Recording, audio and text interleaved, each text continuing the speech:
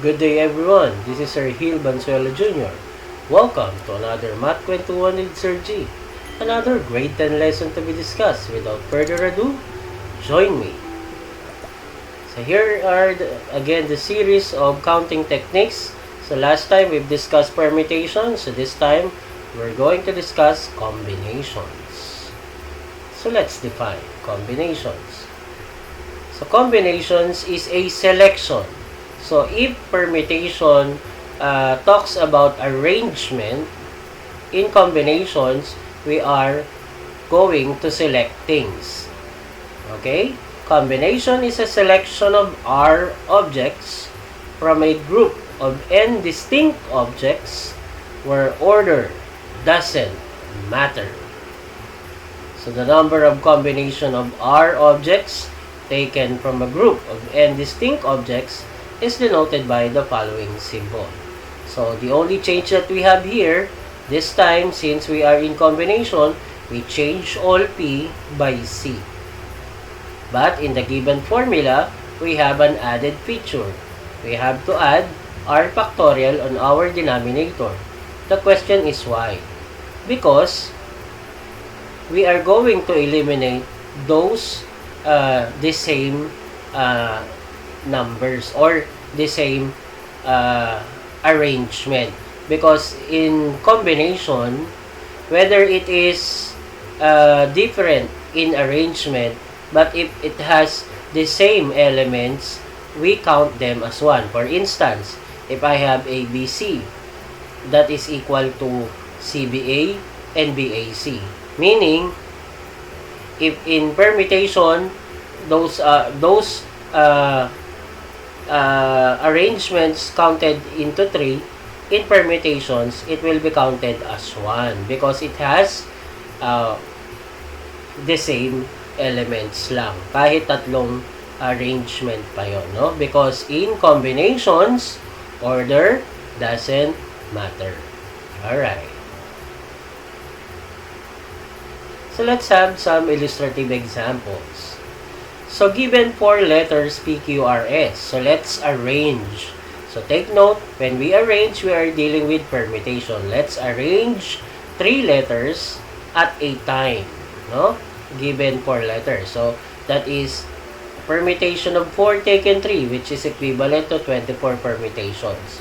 So, it is be done, no? Supposing I have PQR. PQR can be arranged into PRQ, QRP, QPR, RPQ, and RQP. In permutation, all of these are different. So, it will be counted. So, there are 6 arrangements in permutation. That is also very true in PQS. We have PSQ, QPS, QSP, and SPQ, and SQP. Again, in permutation, all of these will be counted. Different arrangement, different item, no? So, there are 6 items again. In PRS as well, we have PSR, RPS, RSP, as SRP, and SPR. And of course, on QRS, we have QSR, RQS, RSQ, SRQ, and SQR. Again, all of these will be counted. So, that is 6 plus 6 plus 6, or we have 24 arrangements or 24 permutations. But how about in combinations? So let's see. If there are 24 divided by 6, so therefore we have 4 selections. So again, we are going to eliminate those arrangements which contains the letters from PQR, PQS, PRS, and QRS, because in combination, they will be counted as 1. That's why, instead of 24, we have only 4. So, to discuss, given 4 letters PQRS, let's select. So, this time, I use the word select. When I use the word select, we are dealing with combinations. So, given 4 letters PQRS, select 3 letters at a time. So, therefore, combination of 4 taken 3 is equal to 4 combinations which are PQR, PQS, PRS, and QRS. So let's use the formula. Where n is equal to 4, r is equal to 3. So again, NCR.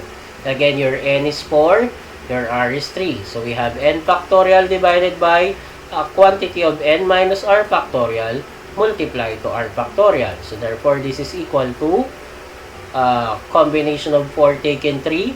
We have 4 factorial all over a quantity of 4 minus 3 factorial multiplied to 3 factorial is equal to, alright, 4 times 3 factorial. Then 4 minus 3 is equal to 1 factorial multiplied to 3 factorial. Again, 3 factorial divided by 3 factorial is equal to 1. And that is cancelled. Then what is left is 4 divided by 1 factorial, or simply 4 selections or 4 combinations. So therefore, in combination guys, mas liliit yung bilang comparable to our permutation. Kasi nga sa permutation, maiba lang ng arrangement, binibilang. So sa combination, kahit maiba yung arrangement, for as long as it contains the same elements, then it will be counted as 1. Again, in combination, order doesn't matter. Alright. So, for instance, in how many ways can a principal choose 3 of their 30 teachers to attend a national training seminar? So, syempre, kailangan 3 tao lang yun, no? Hindi naman pwede nating sabihin, halimbawa, for instance, Hill, John, and Tom. Hill, John, Tom. Pag kinuha na natin si Hill, John, and Tom, tapos kukunin pa natin si Tom, Hill, at saka si John, o bibilangin pa rin natin yun, eh di ba iisa lang naman yun? So, iaalisin natin yun. So, therefore, this particular problem is under combination. Kasi nga, order doesn't matter.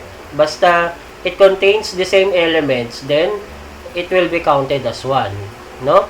For better decision making of the said principal, no? So in this case we have to identify our n. So in this case we have 30 teachers, and the principal should choose 3. So our r here is 3. So let's take the given. So n is 30, then your r is 3. So our formula, any of those you can use NCR or C, then open and close parenthesis NR. Basta it is always equal to n factorial divided by a quantity of n minus r factorial times r factorial. Again, let's plug in n by 30, r by 3. Then we will arrive on this. So a combination of 30 taken 3 is equal to 30 factorial divided by a quantity of 30 minus 3 factorial times 3 factorial. Then, we will arrive at, so let's expand 30 factorial into 30 times 29 times 28 times 27 factorial. We stop at 27 factorial because we have 27 factorial in the denominator. Because 30 minus 3 is equal to 7 factorial. And of course, we have to expand 3 factorial into 3, 2, and 1. Then 27 factorial divided by 27 factorial is equal to 1. So therefore, it will be cancelled. Then, we know that 3 times 2 times 1 is equal to 6. And 30 is divisible by 6. So therefore, there are 5, 6 in 30. So we arrive at 5 times 29 times 28, which is equivalent to 4,060 ways to choose. So yan yung pagpipilian ng ating principal. So there is 4,000 or there are 4,060 ways to choose ng 3 teachers to attend this national training seminar. Okay? So I hope that is clear. Again, if there is some confusion, you may always pause this video, then try to rewatch. Then please use your pen and paper, once you've acquired the skill para mas matibay yung pagkatuto natin. Okay? Alright. So let's try to simplify sample problems in combinations. So let's solve for the combination of 8 taken 3. Again, using our formula. So n factorial divided by n minus r factorial times r factorial, where our n is 8 and our r is 3. So plugging in those elements to the formula, then we will arrive at 8 factorial divided by a quantity of 8 minus r factorial times 3 factorial. Of course, we have to expand 8 factorial into 8 times 7 times 6 times 5 factorial, because 8 minus 3 is equal to 5 factorial. So canceling 5 factorial and 5 factorial, and we know that 3 factorial is equivalent to 3 times 2 times 1, which is equal to 6. That's why we're going to cancel as well 6. So what is left here is 8 times 7, which is equal to 56. Then let's take the combination of 10 taken 5. Again, different way to write the problem, but the same formula to be used. Again, your n is 10 and your r is 5. So that is equal to 10 factorial divided by 10 minus 5 factorial times 5 factorial. So 10 minus 5 factorial is equal to 5 factorial. Expanding 10 factorial into 10, 9, 8, 7, 6, 5 factorial. And expanding 5 factorial into 5, 4, 3, 2, 1 on the denominator. Then 5 factorial and 5 factorial will be cancelled. 10 divided by 5 is equal to 2. Then 4 divided by 8 is equal to 2 as well. Yeah. Then 6 will be cancelled using 3 and 2. So what is left now is 2 times 9 times 2 times 7, and that is equivalent to 252. And for number 3, we have a combination of 13 taken 3, where n is 13 and your r is 3. So therefore, we have 13 factorial divided by a quantity of 13 minus 3 factorial times 3 factorial. Then let's expand 13 factorial into 13 times 12 times 11 times 10 factorial, because 13 minus 3 is equal to 10 factorial, and expanding 3 factorial into 3, 2 and 1. Then we are now going to cancel both 10 factorial on numerator and denominator. And we know that 3, 2 and 1 is equal to 6, and 12 is divisible by 6, which is equal to 2. Then what is left is 13 times 2 times 11, which is equivalent to 286.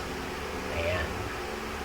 So I hope you got this skill. So again, if not, if there is some confusion, you may always pause the video, rewind, then try to rewatch as many as you wanted to, as you needed to.